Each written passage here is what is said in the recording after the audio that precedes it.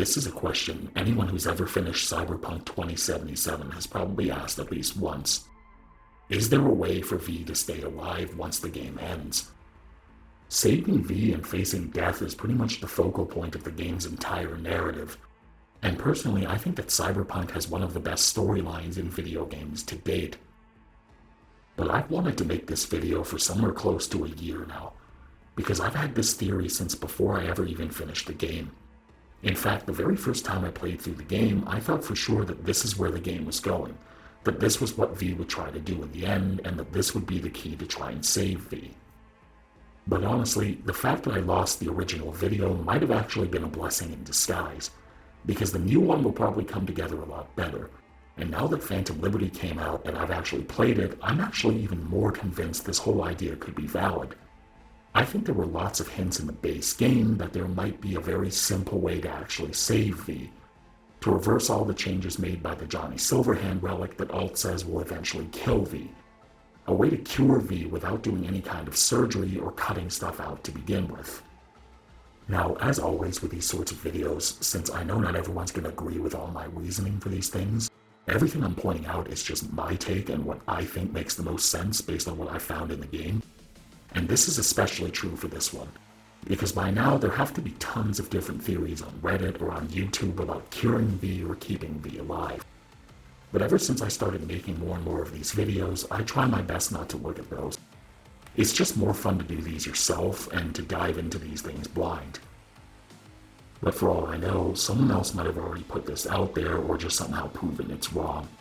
So if you think there's a different theory that makes more sense, or if you think I got something wrong or missed something, then go ahead and tell me down in the comments, because I really want to see what other people think when it comes to curing V in general, especially since every single ending in the game, except the suicide ending, actively avoided showing V's death, and went out of its way to make room for the idea that V might find a cure after the game ends.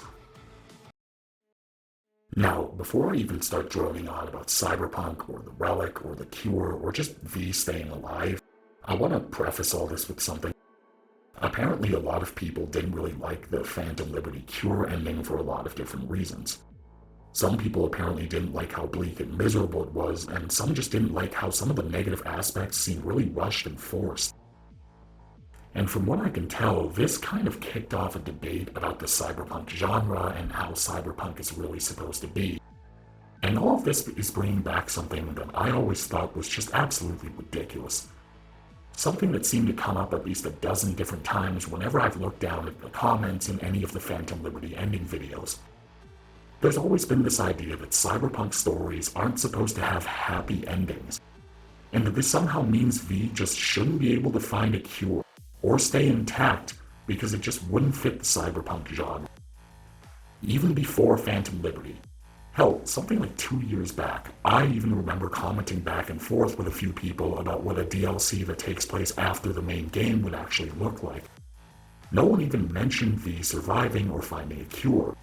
And suddenly, some guy from out of nowhere came in with this riot act tirade about how just doing that DLC would ruin the entire main storyline. How just continuing the game would undo everything that Cyberpunk already stood for. How V is supposed to die because Cyberpunk isn't supposed to have a happy ending. The dude went on for what looked like 4 whole paragraphs like this, calling people stupid, calling people posers, telling people they just didn't understand how the cyberpunk genre worked, because they only played the video game. And even back then, this was hardly the only person saying this kind of stuff. And honestly, this hyperbolic nonsense and this copy-pasted, misinterpreted, lit major wannabe bit of rhetoric is a lot like what I keep seeing with the Phantom Liberty stuff. So just in case anyone sees this and is thinking this, I'm just gonna go ahead and make my case about this whole thing. And I don't want to sound too over the top, too strident, whatever you call it. This is still just a video game. This is still just make-believe. And what makes a good ending is obviously just a matter of opinion. What someone likes or doesn't like for an ending is just a matter of opinion. But when it comes to this idea that anyone who wants a happy ending is just stupid, or that cyberpunk in general isn't allowed to have happy endings, so somehow V just isn't supposed to survive or find a cure because it doesn't fit the genre, I've always thought this entire argument was completely ridiculous. Because this entire premise is absolutely lopsided and wrong in almost every way you can think of. It's based on this completely twisted and distorted notion of a happy ending. This ridiculous, overreactive presupposition that anything that ends positively is suddenly some sort of stereotypical, cliche, trope-styled happy ending. And that idea is just nonsense, because even if V found a cure, how could any of the endings that even give V a chance to stay alive at all ever really be happy endings?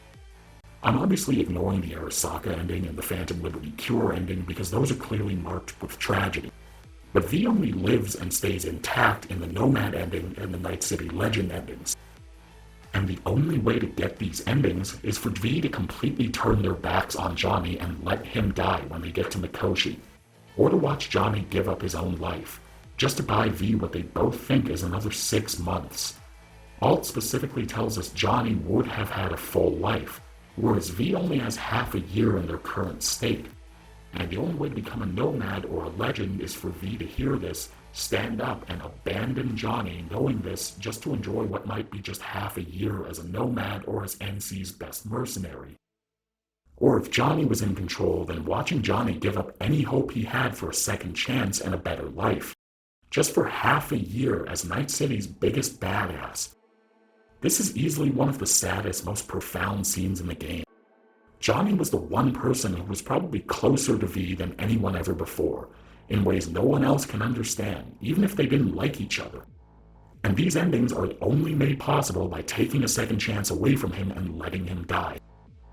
And remember, this is only supposed to be maybe a month after Jackie and T-Bug both died right in front of V. V's whole team and everything they all dreamed about doing completely gone. Everything that happens in the main storyline only happens because of this and builds off of this. Off of V's only friend at the time slotting the relic into V's head and bleeding to death holding V's hand, just before he ever got to make it to the big leagues and see his dreams, telling V to keep the dream alive for the both of them, completely alone.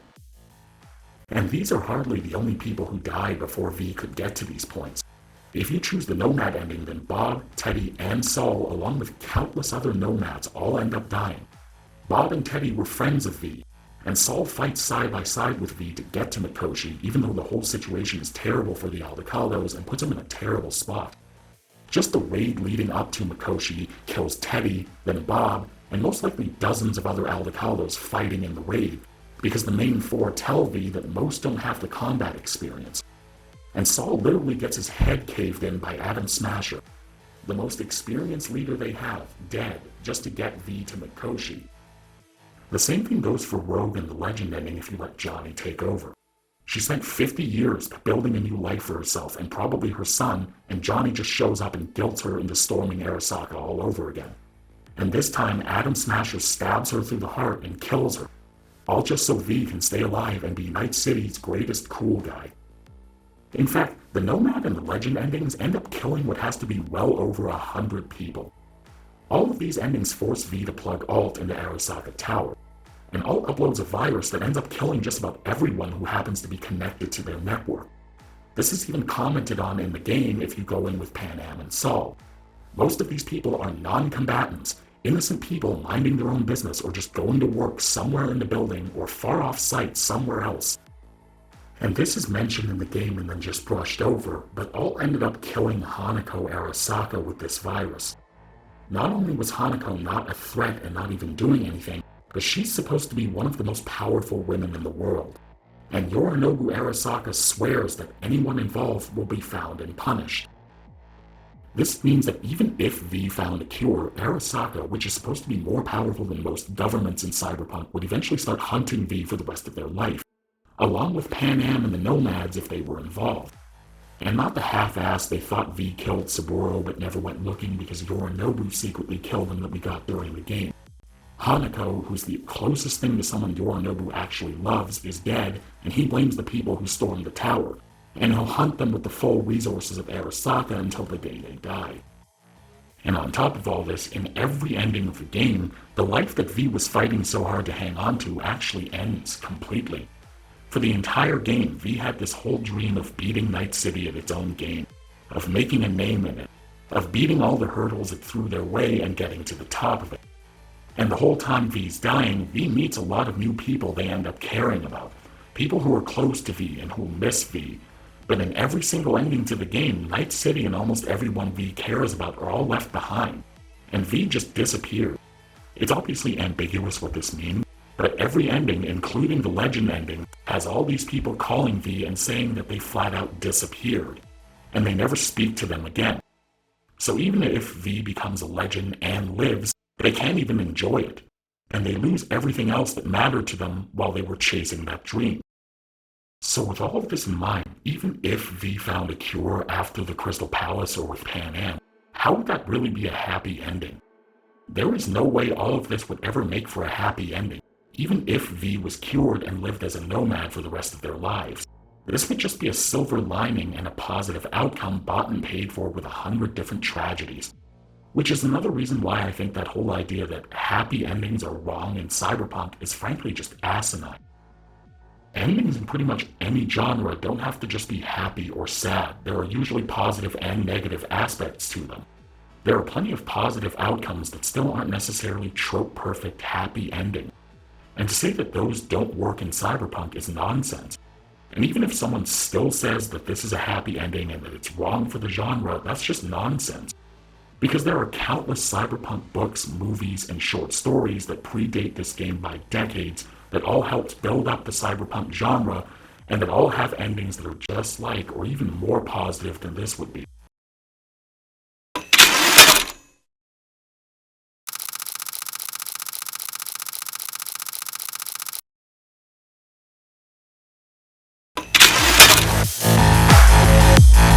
The whole Cyberpunk franchise that 77 is built on was inspired by a novel called Hardwired in the 1980s.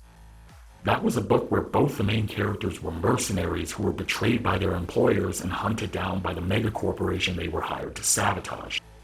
They get betrayed and chased and manipulated almost everywhere they go, and most of their friends die when they try and fight Temple Pharmaceuticals. But in the end, both main characters are alive and richer than they ever could have imagined. They momentarily cripple an entire megacorporation, and one of their friends is brought back from the dead as that company's new CEO. Neuromancer was the book that arguably defined most of the modern cyberpunk genre.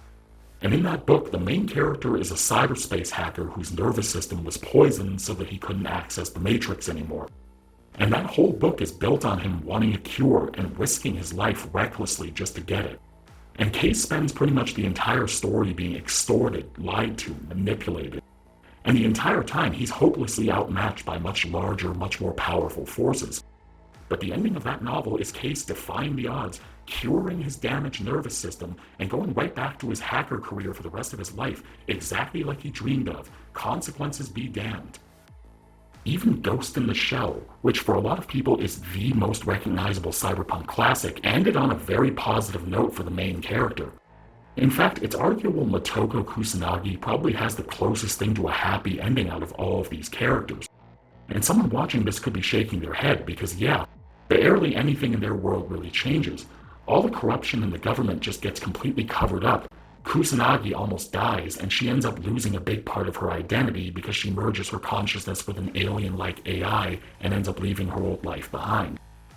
But the entire movie portrays all of this from Kusanagi's point of view.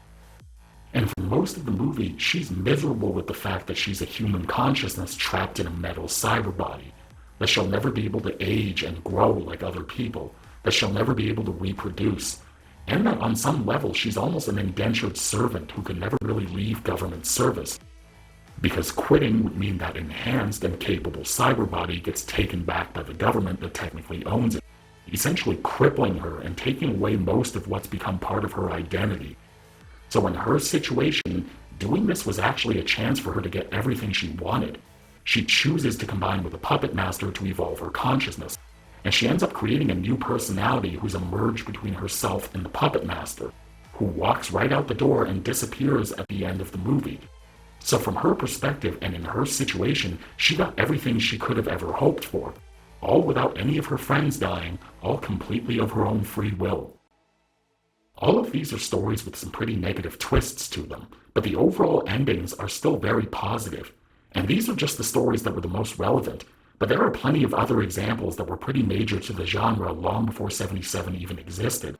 Movies like Strange Days, Escape from New York, and both the William Gibson short story and the movie Johnny Mnemonic all had happy endings that were far less tragic and far more positive. So saying that V finding a cure and just living happily is wrong for the genre is just ridiculous. But even if someone's not convinced, even if you tell me you just choose to ignore all of this and believe that V being happy is wrong, the discussion itself would still actually be moot anyways. Because how is any of this different from what's already in the game with the other characters? Even if this was wrong for the genre, the fact is that so many of the important characters in this game can already get some very positive, very happy endings that would be just like V finding a cure and staying intact. In fact, unless the player straight up abandons or tries to fail most of the side contact, which most players never do, most of V's friends actually do. Rogue had to accept some very bitter choices and changes, but she built herself into one of the most powerful people in Night City. And even though she ends up realizing things will never be the way they were, she finally gets closure after 50-odd years. She finally knows for sure that Johnny cared about her, and that everything she did actually mattered. Cary Eurodyne had to give up a lot of his ideals and dreams as a rocker boy, but in 77 he's considered one of the most successful rockers in history. And successfully finishing his quests means he finally gets to reconcile all the things that was eating away at him for decades. He also gets closure on everything that happened with Johnny, and the two of them get to part ways on very good terms. And to top things off, he gets to reconnect with his past and rekindle that fire that inspired him in the first place. He finally decides to kick the corporate leeches taking advantage of him to the curb, and his whole career goes through a renaissance that brings him a huge comeback. River Ward gets completely steamrolled by the corruption in Night City and the NCPD, but successfully finishing his quests mean that he's recognized as a hero, he leaves the NCPD, and that his family is finally reunited again. And he starts a whole new life with his sister and her kids right beside him. Pan Am loses a very close friend and the whole life she was trying to build in Night City, but not only does her family make peace with her and welcome her back, but they actually embrace her new ideas, her way of doing things, and her vision for their future. They end up making her a clan chief, and she finally gets to do everything she ever wanted to do with the Aldecaldos. Even Judy ultimately ends up a whole lot happier than she was. Yeah, she loses her closest friend and ends up devastated, but finishing her questline also guarantees she leaves everything that ever made her miserable behind and never looks back. Laguna Bend, going to prison, clouds, the moths, everything. She can even end up calling V and telling them she finally realized Night City itself was making her depressed and miserable. And she finally ends up leaving Night City, reuniting with her grandparents, and starting a whole new life for herself. And if V finding a cure that doesn't cripple them is too much of a happy ending despite all that tragedy, then what about Alex getting to retire or Songbird getting the cure in Phantom Liberty? All in all, there's absolutely no reason why V just isn't supposed to survive or end up happy, especially not when so many things in the game already suggested it was actually possible. And really, Phantom Liberty proves once and for all that the Relic killing V isn't just set in stone. So saying that's just not allowed to happen because it's supposedly wrong for Cyberpunk isn't only incorrect, but it's putting the cart before the horse. Because the story that we had before Phantom Liberty already sets it up as a possibility. 2077 gives a lot of lore behind the Relic in detail. The game says there's a very specific idea to how it's supposed to work and what it's actually supposed to be doing to V. And before you even finish the game for the first time, it seemed like there was a very obvious way to try and save V. And the whole time I was playing Phantom Liberty, I was still wondering if they were finally going to do this when the DLC ended. Details about the Relic are kind of poorly communicated in my opinion. Most of it is done through different dialogues, but some of the dialogue choices end up locking you out of half those dialogues and those conversations. On top of that, it's something that's supposed to be very important to the story, but it's usually just touched on very briefly and almost forgotten about. In conversations that are usually very broad and about a bunch of different things at once. And for all we know, some dialogues might have even gotten cut from the final game. because V and Johnny just go from talking about how V's consciousness will just slowly fade away as Johnny takes over, or how Johnny could just wait for the chip to run its course then do what he wants, to saying the relic is going to kill both of them if they don't find a way to fix things. But the way the game explains it, the relic V installs is supposed to store a digitized version of someone's mind and then transfer it into a human body. Vic says that the relic injects special nanites into the brain and into the body. This idea of ultra-powerful nanites that can totally change parts of the body has been used in this series almost since the beginning. And in 77, when the relic activates, these nanites are supposed to completely restructure that body's brain to match the engram stored on the chip. They're also supposed to fix the damage done by whatever killed that person to begin with, and to try to jumpstart that body back to life. This is supposed to be how that personality on the chip lives again.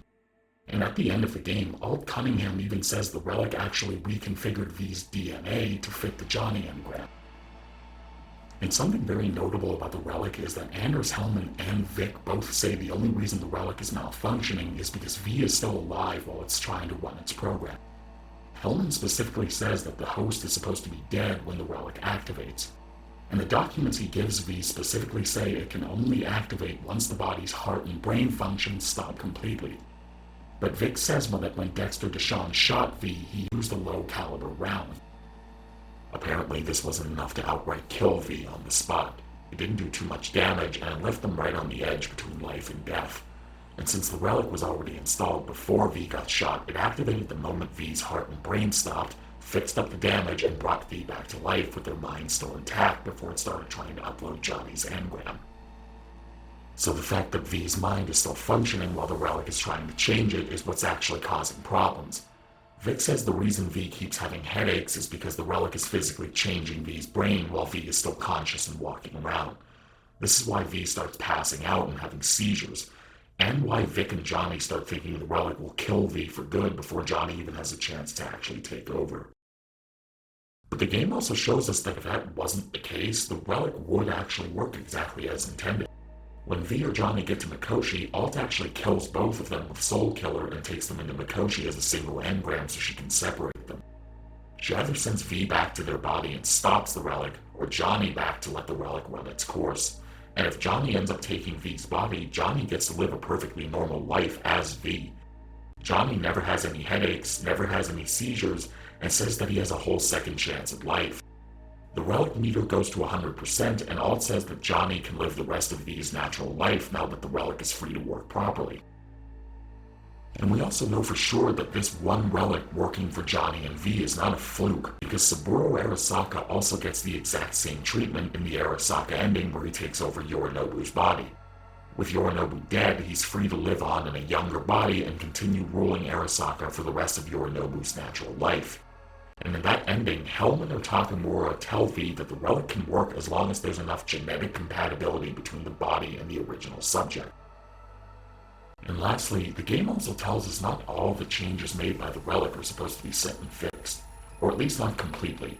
Hellman says that the relic had to create its own neural network in V's brain that would completely stop working without the relic. The relic is apparently keeping it going, and this is supposed to be why taking the relic out would kill V. I like to think some of the developers at CDPR just never forgot what a mind-numbingly boring pain-in-the-ass second-year physiology was when they went and wrote all this stuff about neural pathways and neural networks. But I guess the idea here is that V's neurons all stopped working after V died, and that the relic had to change them and rebuild them. This lines up with the idea that it's supposed to be able to create new memories, and it explains what Alt says about V's body attacking its own neurons because the immune system doesn't recognize them anymore. And Alt says this is supposed to be part of the reason why V is still dying in all the endings where V takes his or her body back.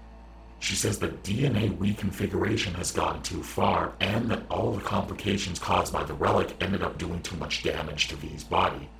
Apparently the medications V was taking to slow down the relic made some of this worse.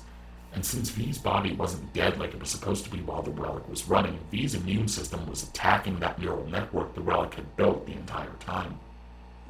But with everything they tell us about the relic, I always thought there were already a bunch of hints at a completely different way to try and save V, one that we never got to explore in either the game or Phantom Liberty. It always seemed like the way to actually cure V wouldn't be to remove the relic or to try and make V the way they used to be. The game already says very early on that V's brain can't function without a relic anymore. But what's stopping them from transferring V completely onto a new relic, taking the old relic out, and putting the new relic into V's body to bring them back to life? Nothing's stopping them from turning V into an engram completely, transferring V into a new relic, and letting that new relic reverse the changes made by the Johnny relic. And after Alt separates V and Johnny and Mikoshi, the door would still be wide open to doing this and keeping V alive. Separating them was just supposed to stop the seizures and the attacks. And once that's done, I think V in the Nomad ending or the Legend endings could absolutely find a way to do this and cure themselves. Obviously with the Arasaka ending or the new Phantom Liberty Cure ending, there wouldn't be any reason to do this anymore. But really, if the idea is really that the relic can resurrect neurons, heal a bullet wound to the brain, and reconfigure DNA the moment it's activated, then the easiest way to fix V wouldn't be to do surgeries that try and cut out Johnny or all the changes to V's body. In fact, both those endings show that having regular people trying to do surgery isn't a good idea. In the Arasaka ending, the surgery might not have even completely removed Johnny's engram, because there are scenes where V starts degenerating and V starts being digitized Johnny all over again. The Phantom Liberty Cure goes a lot further. The surgeons use an AI on V's entire nervous system to remove Johnny's engram and the changes made by the relic that would have killed V over time. But the surgery was so extreme that it ended up damaging and crippling V's nervous system. Now, there's been a lot of discussions about the Phantom Liberty endings, and some people are saying the Phantom Liberty Cure proves any cure would somehow end up crippling V no matter what. That if anyone else tried treating V, they would somehow end up doing the same thing. But the ending itself gives the exact opposite impression. Reed specifically says the problem was that they had to do deep invasive work on V's nervous system to cut the engram out safely. He also says the neural matrix reduced the regenerative capacity of V's cells to the point where they couldn't be fixed anymore. This clearly means that doing surgery and cutting stuff out was the real problem, and that using the neural matrix was the real problem. Not to mention, Sombrit says the neural matrix is a captive AI that needs to be given instructions by people. So right there's already another point where things could go wrong before they even started. But in the endings where Alt separates V and Johnny, they wouldn't have to do any major surgeries to remove the engram anymore. And once Johnny's engram is successfully separated from V, I'd argue V wouldn't need to have surgery at all. Those endings are kind of a middle ground between these other two. Alt only separates Johnny's engram from V, and because she's an AI, she can do it a lot more effectively in very little time. They didn't have to use any extreme invasive procedures or eat up a lot of the time that V had left. She doesn't cure V's body, but V is still fully functional, and the hard part of separating V and Johnny is already done. And everything characters say about the Relic says it never actually cuts stuff out. It overwrites what's already there and actually rebuilds things. So what would make the most sense after would be to use Hellman's blueprints to build a second Relic. Maybe they might have to alter its firmware for V specifically, but they could easily use Soulkiller to capture V's engram and place it on the new Relic instead of just sending it back to V's body. They could pull out the old Relic, wait for V to die completely, and then insert the new Relic to let it reverse all the changes from the Johnny Relic before it brings V back to life. Nothing in the game suggests that relics only have one shot at working. V died and then the relic activated, but Alt kills V for a second time with Soulkiller. She pulls both V and Johnny into Mikoshi and stops the relic so V can take their body back. But if you let Johnny take the body, she sends Johnny back for the second time and the relic can still finish its upload. And nothing suggests that relics that are supposed to be able to rebuild brain tissue and transform DNA or the entire human brain can only do it once. Everything 77 tells us about the relic says it takes a dead host and brings their dead body back to life. V's brain can't function without a relic, but it's still intact enough that a relic can actually build something out of it. It hasn't decomposed or fallen apart. The same goes for the rest of V's body and V's DNA. The neural network that Johnny Relic already built is supposed to be a physical structure based on all the neurons in V's original brain. It needs the relic to run it, but it can't just suddenly disappear if it stops working. And Vic tells us the entire time the relic was running, it was constantly changing that network and forming new pathways. So what's to say that a new relic, maybe with some modifications, couldn't continue running that network and continue changing it into whatever it needs to be? And maybe someone sees this and they think that if this was really possible, Alt would have told us. But Phantom Liberty proves once and for all that Alt was wrong. She was convinced that all the damage to V's body was permanent and that there was no way around the fact that V was going to die. But in Phantom Liberty, there's a cure that can completely remove all those complications and keep V alive. And she also admitted she never even considered the fact that the relic had damaged V's body to begin with. So even though she's supposed to be a super powerful AI, she's not all-seeing or infallible. And if anyone's thinking that V's DNA is the problem and that an engram would just carry that over, we already know that's not true. We know the relic only copies the person's consciousness and then completely restructures a host brain to match that consciousness. The same way Johnny's engram was trying to overwrite V, another relic would do the same thing and just overwrite what was already there, including the changes made by the Johnny relic. And following through completely with the Arasaka ending already tells us that turning V into an engram in their current state and implanting it into a new body would actually save V. So the only real issue is fixing the changes to V's original body. The easiest part of all this would be building a new Relic chip. When Hellman gave V the blueprints, I thought for sure that would be part of the story at some point before the game ended. I remember being pretty surprised that I ended up just going to Mikoshi and having Johnny's engram taken out. But even after the game ends, I still think building a new Relic would be pretty easy for V. The Relic is just supposed to be a piece of hardware. V wouldn't need Soulkiller or Mikoshi or an AI just to build it. V already has the blueprints and a bunch of documents about how it works. Not to mention, V already has a Relic 2.0 installed that other characters regularly scan or interact with. So if V and anyone helping them needed the firmware that runs the Relic for some reason, it would already be right there. And actually building it would be pretty simple. There are countless techies all across the Cyberpunk universe that are skilled enough to build a new Relic from a set of blueprints. Depending on how the player built their character, V could very well be one of them. The same goes if they need to modify the Relic's programming somehow. If they'd even need to do that at all, there are tons of netrunners all across the Cyberpunk universe who could easily modify the Relic's firmware for V's needs. And again, depending on your build, V can also be one of these netrunners. We already see a netrunner V rewriting the entire Bartmoss Collective hack, merging all 7 domain AIs into one, and breaking the security on the cyberdeck of Raish Bartmoss himself like they were sleepwalking it. So while V might not be a dedicated netrunner like Solomon Reed says, a netrunner V would be more than capable of, at the very least, helping out on something like this. What would kind of be complicated would be getting access to Soulkiller again, and actually even setting it up to begin with. Alt never actually gave it to V in the first place, and according to the lore, there are supposed to be multiple copies and even different versions of it around out there. But at least by the end of the game, the only way V really has of accessing Soulkiller is through Alt, and Alt outright said that without Johnny, she had no real interest in helping V. To make matters worse, the only endings where any of this would even be worth talking about end up destroying Mikoshi completely. But really, I don't think any of this would be that much of a problem for V. First off, Mikoshi is really just supposed to be a data fortress with the Soulkiller program installed on it. The story in 77 makes it seem like a one-of-kind thing, but in the Cyberpunk series overall, it's really nothing all that special. It's just supposed to be a really large computer system that stores a lot of different engrams. Arasaka only built it so they could market the idea of becoming an immortal personality construct to as many rich and powerful people as possible. The only reason it's so large and elaborate is because Arasaka wanted to digitize and store away as many important people from around the world as they possibly could. Because it's implied that the real intention behind this program is that while those people are in Mikoshi, Arasaka can try and alter their personalities and their minds however they want. V completely laughs it off when Johnny said that they were out to control people's souls. But like a lot, if not most, of the things Johnny says, we find out later in the game that he was right all along. But overall, Soulkiller doesn't need Mikoshi specifically to work. Cyberpunk introduced Soulkiller in a short story called Never Fade Away in the very first Cyberpunk tabletop book. And in that story, Alt invented Soulkiller way before she ever had anything to do with Arasaka. And more importantly, when she was kidnapped by Arasaka in what was supposed to be 2013, she recreated Soulkiller from memory and got it working, way before they ever built Mikoshi. So if V really needed Soulkiller, all V would need is another computer system that's powerful enough to handle Soulkiller and V's engram.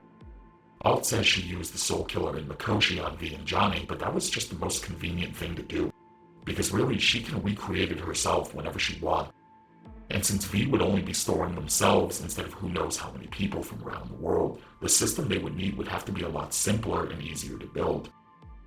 And as for Alt herself, I have a few theories about Alt and this whole side story they keep alluding to about what's happening in the old net, because I think they're setting up a very interesting sequel somewhere down the line in the Cyberpunk series. But what we see and hear about Alt in 77 isn't the whole story.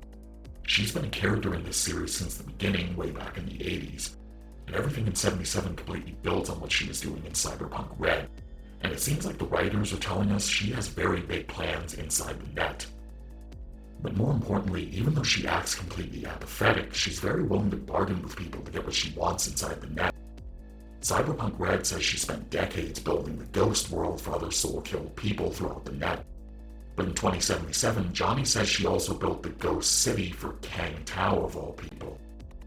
And they never talk about this in 2077, but Cyberpunk Red says that Alt Cunningham was the one who actually helped Netwatch build the Black Wall to begin with.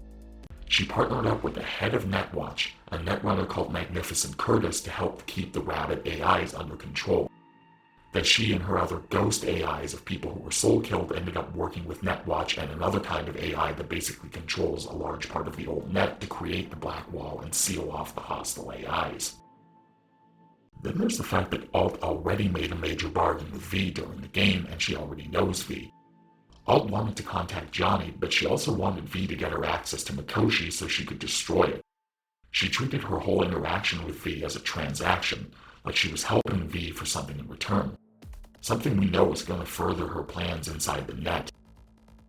So really, all V would have to do is find a way to contact her again and try to make another deal with her.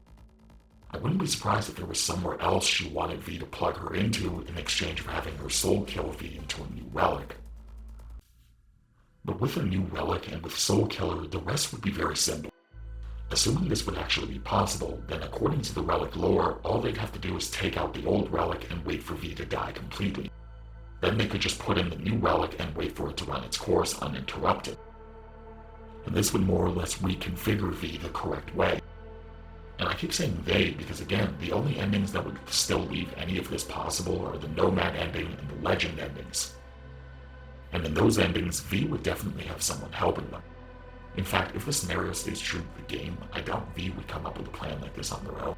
And whoever is helping would probably be doing a lot of this for V once they get all the pieces in place.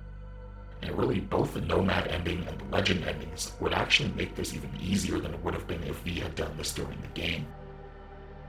Even just by the time the game's almost over, V usually has tons of money and a lot of contacts all throughout Night City. One of which is Rogue herself, the most powerful fixer in history who can crash an entire satellite and cut off communications across all of California so that she and Johnny can storm Arasaka Tower in one of the endings. And someone who's rooting for V for most of the game. So unless the player outright abandoned most of the quests and just rushed through the game, I still think it would have been very believable if V had done this during the main storyline. But after the Nomad ending, V and the Aldecaldos are set to be rich with all the tech they went and looted from Arasaka during the raid. V is riding off to Arizona with them and has a small army behind him, along with people that would do pretty much anything for him. And Pan Am tells him they have all sorts of contacts waiting for them that have already pulled off some miracles for them before, who are all going to try and help him. And after the Legend endings, curing V might even be easier. In those endings, V ends up richer than she ever could have dreamed of, and better connected than almost anyone in Night City. She establishes herself as the best in the business and takes over the afterlife. V basically becomes Morgan Blackhand and Rogue at the same time, and has most of Night City eating out of her hand. And then the Legend endings introduce V to Mr. Blue Eyes, who during the actual game hints more than once he knows exactly what's happening to V, and in the Legend endings seems to be hinting he has a way to save V. These endings already slate Pan Am's contacts or possibly Mr. Blue Eyes to play huge roles in trying to cure V after the game ends. After Johnny and V are separated, curing V would only come down to reversing the damage or the changes made when the Johnny relic was still installed. And either of these groups could easily help V pull this entire plan off. But maybe more importantly, using a new relic might just be one way to try and reverse those changes without doing surgery and cutting stuff out. Because with Pan Am's contacts or Mr. Blue Eyes, there might actually be other ways to do the same thing. Pan Am says the Aldecados have all sorts of contacts in Arizona that could help V. But aside from just doctors and people who could help build a new relic, there's one particular ally they might have that could very well try and save V. The Nomads are supposed to be very well dispersed and very well connected across the country. And even though Saul's idea of having the Bright family work for a company like Biotechnica is just a horrible idea, there are supposed to be smaller Nomad allied corporations. And in the old tabletop books, one of these corporations that might very well have a completely different way to cure V was a company called StormTech. And even though I've read most of the Cyberpunk source books at one point or another, I didn't even come up with this myself. A lot of people have been talking about this since probably 2021. And I'm pretty sure most fans like me already heard the name StormTech somewhere without even looking for it. And just hearing that name and looking into it, I also think this would make a lot of sense in Cyberpunk overall. From what I remember, StormTech was introduced in Neotribes, which was basically the book about cyberpunk nomads. Neotribes says StormTech is a small corporation with a very close relationship with the nomads overall, but its founder actually owed a blood debt to a group of nomads called the Jodes, and that the company overall works very closely with the 7 nomad nations. In that book, StormTech rebuilt the entire city of Chicago. And then Cyberpunk Red says the Aldecados ended up allying with StormTech, and the two groups made deals with the Night City government to rebuild Night City after the nuke went off in Corbo Plaza. So there's already a very clear link to the Aldecados, and there's a chance this is one of the groups that Pan Am had in mind when she was talking to V. Where StormTech might help V is that Neotribes says it's a company that's involved in computer technology, cyberware, and genetics. Super advanced nanotechnology that can transform the human body is one concept that's heavily featured in Cyberpunk, but another is the idea of using transform viruses to modify DNA. And this just happens to be one of the things StormTech and the Nomads were working on together. Neotribes features a whole story segment in Tabletop Adventure where StormTech was using the reconstruction of Chicago to help the Nomads by creating a virus that could transform people's genetic code enough that they could completely circumvent the US government's attempts to try and catalog people by DNA. So not only could StormTech just help V build another relic and a computer system to use it, but they might very well be able to tailor design another virus that could undo the DNA reconfiguration done by the Johnny relic. And Neotribes says they were based in Chicago, but they already had offices in a bunch of different places across America, and this was just in Cyberpunk 2020. If they were really working with Night City in California by 2045, then it's hardly a stretch to imagine they could be somewhere like Arizona during 2077. The legend endings, on the other hand, leave Mr. Blue Eyes, who is without a doubt the shadiest character in the entire game. I'm pretty sure almost everyone by now has heard the theory that Mr. Blue Eyes is actually some kind of proxy for a rogue AI. I kind of want to make a different video about Mr. Blue Eyes and rogue AIs in Cyberpunk because it would kind of be fun to try and dive into this stuff myself. I also think that whatever they're supposed to be doing in the net relates to my theories about Alt. But just the idea that he's being controlled by rogue AIs has been floated around and talked about for years at this point, and there's a very good reason why. If we actually look at what's in the game, there's nothing really definitive. Nothing actually shows that Mr. Blue Eyes is a rogue AI puppet. But the base game alone, without a doubt, was very strongly hinting that Mr. Blue Eyes might not be fully human. And now, Songbird's story in Phantom Liberty actually shows once and for all that rogue AIs can possess humans in Cyberpunk. And Phantom Liberty also proves that Mr. Blue Eyes definitely has something to do with rogue AIs. There are multiple quests in the game that all reference the same thing. A mysterious cabal plotting conspiracies and manipulating people that had something to do with people who had glowing blue eyes. The legend endings, the Dream On quest for the Perales couple, Full Disclosure for Sandra Dorset, Phantom Liberty's Killing Moon, and the Prophet's Song all tied directly to this one way or another. Overall, this is probably the most layered side story in the entire Cyberpunk series. And really, the thing that ties all of this together and gives us the most hints about what's happening is Gary the Prophet's Prophet Song quest.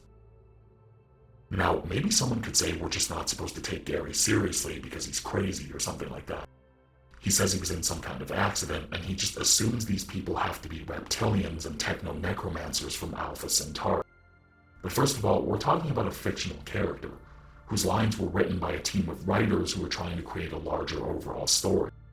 And while nothing he says is supposed to be definitive proof of anything, when you consider the fact that every single rant of his actually predicts things we end up seeing or finding out ourselves later in the game, then these lines were deliberately written as hints. Hints of things to come and that something larger might be happening. Even in Cyberpunk, the idea of reptilians and techno-necromancers is supposed to be pretty absurd. But even V themselves will say there is a grain of truth to things Gary says, because the things he says are never complete nonsense, especially when we consider things from Phantom Liberty. He talks about reptilian blue-eyed creatures wearing human skin trying to oppress humanity who are descended from Alpha Centauri scientists. And there are lots of hints that what he's really talking about are AIs from the old net and human hosts they use to interact with the real world. He says that Saburo Arasaka is a never-aging vampire who never actually died and who's just waiting to rise from the dead because he drank the blood of techno-necromancers from Alpha Centauri. But in one of the endings of the game, we find out that there was a digital engram of Saburo Arasaka inside Mikoshi the entire time. And he comes back from the dead by stealing his own son's much younger body using the Relic 2.0. Technology he could only build because he got Soulkiller from the net god Alt Cunningham herself before she became an AI. He says that cyberspace is a kind of hell for souls without bodies and that the gates have already been opened by the techno-necromancers of Alpha Centauri. And both in the game and in the tabletop books, we find out there are countless people who've been soul-killed and turned into AIs who are completely trapped in cyberspace without their body. And now in Phantom Liberty, we know for a fact that rogue AIs have crossed the Black Wall. And even in Cyberpunk Red, rogue AIs were already finding ways out of the old net into the real world. In one of his more lucid moments, he tells V there are creatures beyond their nightmares and that he has their code processor in his head that lets him hear their conversation.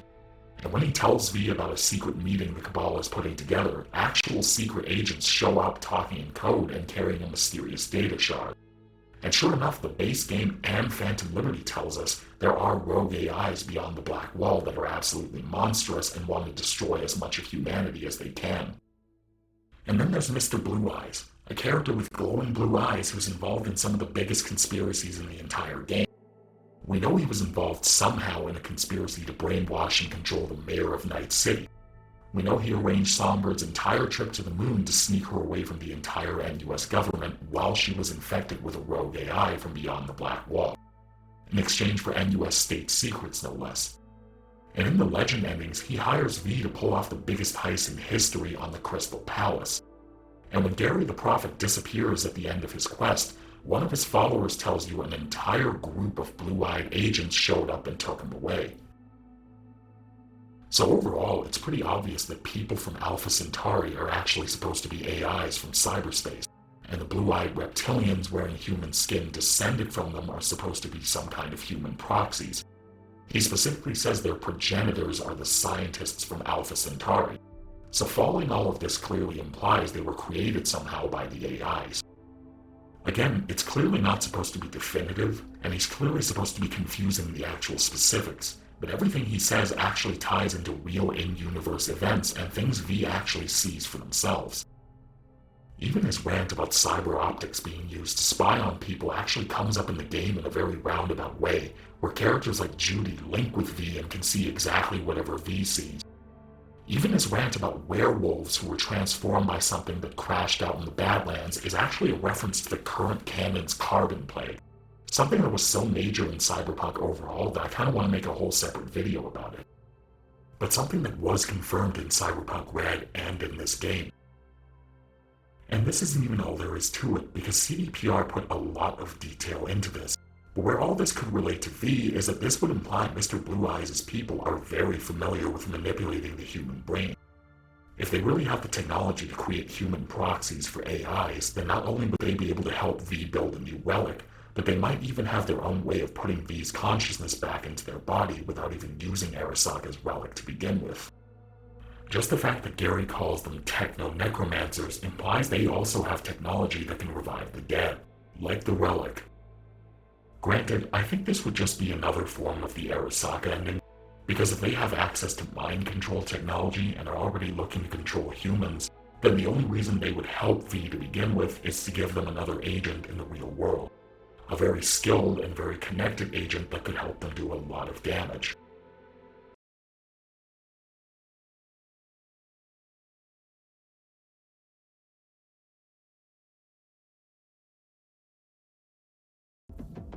But to sum everything up, I think the base game alone was always hinting that there's actually a very easy way to cure V.